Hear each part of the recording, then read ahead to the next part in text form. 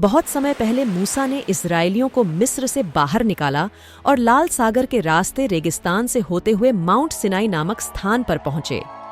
भगवान ने उन्हें गुलामी से बचाया था और अब वह उन्हें ऐसे विशेष नियम देना चाहते थे जिनके अनुसार वे एक दूसरे के प्रति अच्छे बने रहें और उनके करीब रहें।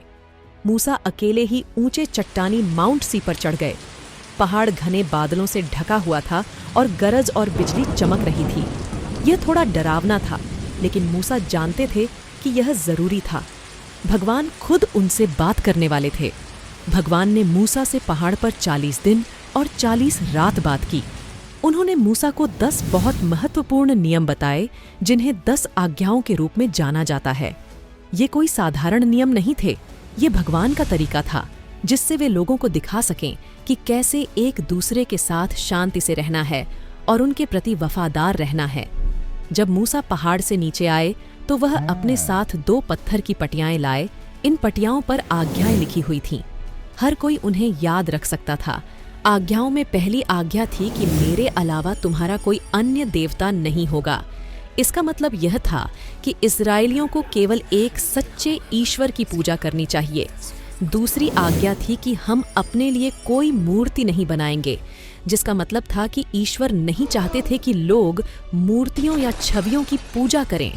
तीसरी आज्ञा थी, हम अपने भगवान के नाम का दुरुपयोग नहीं करेंगे। ईश्वर का मतलब था कि उन्हें ईश्वर का नाम सम्मान के साथ बोलना था, लापरवाही से नहीं, बिना वजह भगवान की कसम खाना या इत्यादि। चौथी आज्ञा में भगवान चाहते थे कि हम उनका दिन पवित्र रखें। सप्ताह में एक दिन हम आराम करें और ईश्वर के बारे में सोचें, जैसे ईश्वर ने 7वें दिन विश्राम किया था जब उन्होंने दुनिया बनाई। 5वीं आज्ञा काफी महत्वपूर्ण थी, पिता और अपनी माँ का सम्मान करें। इसका मतलब है कि हमें अपने माता पिता का सम्मान करना चाहिए और उनकी देखभाल करनी चाहिए। 6वीं आज्ञा में हम किसी की हत्या नहीं करेंगे, जिसका मतलब है कि जीवन अनमोल है और हमें एक दूसरे की रक्षा करनी चाहिए। 7वीं आज्ञा थी कि हम व्यभिचार नहीं करेंगे।